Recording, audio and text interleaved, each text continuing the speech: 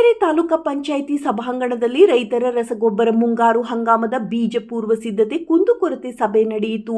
ಜಿಲ್ಲಾಧಿಕಾರಿಗಳ ಆದೇಶದಂತೆ ಜಿಲ್ಲಾ ಉಪವಿಭಾಗ ಅಧಿಕಾರಿ ಆದಂತಹ ಕಾಂತರಾಜ್, ಜಂಟಿ ಕೃಷಿ ನಿರ್ದೇಶಕರು, ತಾಲೂಕಾ ಪಂಚಾಯಿತಿ ಕಾರ್ಯನಿರ್ವಾಹಕ ಅಧಿಕಾರಿಗಳಾದ ಶಿವಪ್ರಕಾಶ್, ತಾಲೂಕಾ ಮಂಡಲ ಅಧಿಕಾರಿಗಳನ್ನು ಸಹ ವಿಜಯ್ ಕೊರಲಗುಂಡಿ, ವಿಜಯ್ ಕುಮಾರ್, ಸಹಾಯಕ ಕೃಷಿ ನಿರ್ದೇಶಕರು, ಹೊಳಲ್ಕೆರೆ ಚಂದ್ರಕುಮಾರ್, ಸಹಾಯಕ ತೋಟಗಾರಿಕೆ ಇಲಾಖೆ ನಿರ್ದೇಶಕರು ವಿರೂಪಾಕ್ಷಪ್ಪ ಹಾಗೂ ತಾಲೂಕಾ ಮಟ್ಟದ ಅಧಿಕಾರಿಗಳು, ರೈತ ಸಂಘದ ಪದಾಧಿಕಾರಿಗಳು, ಅಧ್ಯಕ್ಷರು, ಉಪಾಧ್ಯಕ್ಷರು, ಸರ್ವ ಸದಸ್ಯರು ಈ ಕುಂದುಕೊರತೆ ಸಭೆಯಲ್ಲಿ ಪಾಲ್ಗೊಂಡಿದ್ದರು. ವರದಿ ನಾಗರಾಜ್ ಕೆ.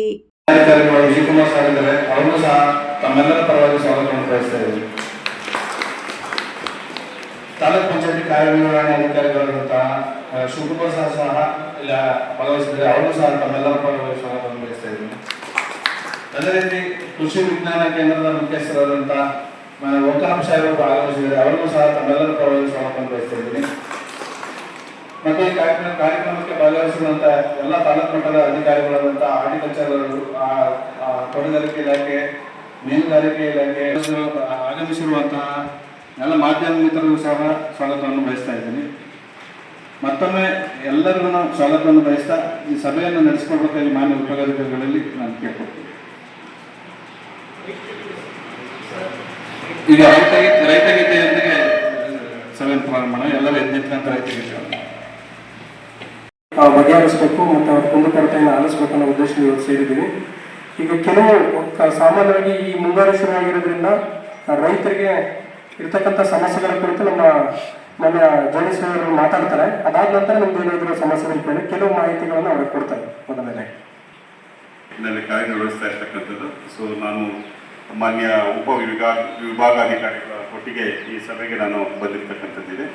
ಸೊ ಮತ್ತೆ ಅಂತ ಎನ್.ಆರ್. ಮಹೇಶ್ವರಪ್ಪ ಅಂತ ಜಿಲ್ಲಾ ಕೃಷಿ ಸಭಾ ಅಧ್ಯಕ್ಷ.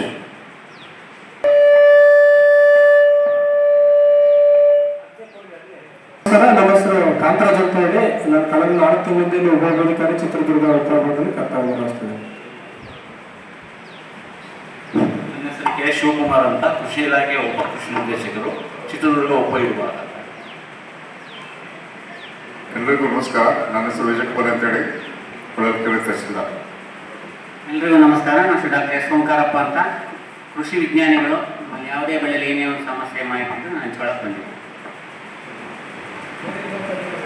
ನನ್ನ ಹೆಸರು ಚಂದ್ರಕುಮಾರ್ ಅಂತ ಸಹಾಯಕ ಕೃಷಿ ನಿರ್ದೇಶಕರು ಹೊಳಲ್ಕೆರೆ. ಎಲ್ರಿಗೂ ನಮಸ್ಕಾರ. ನಾನು ವಿರೂಪಾಕ್ಷಪ್ಪ ಅಂತ ಹಿರಿಯ ಸಹಾಯಕ ತೋಟಗಾರಿಕೆ ನಿರ್ದೇಶಕರು ಹೊಳಲ್ಕೆರೆ.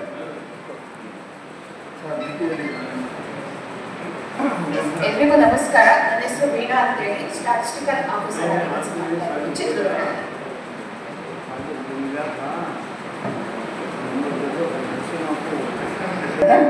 ಪಶು ಆಸ್ಪತ್ರೆ ಹೊಳಲ್ಕೆರೆ ಸಹಾಯಕ ನಿರ್ದೇಶಕರು.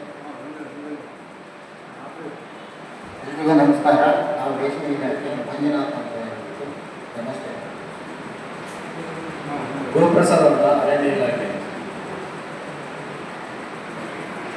ಯಾಕಂತಂದ್ರೆ ಏನೇ ಆಗಲಿ,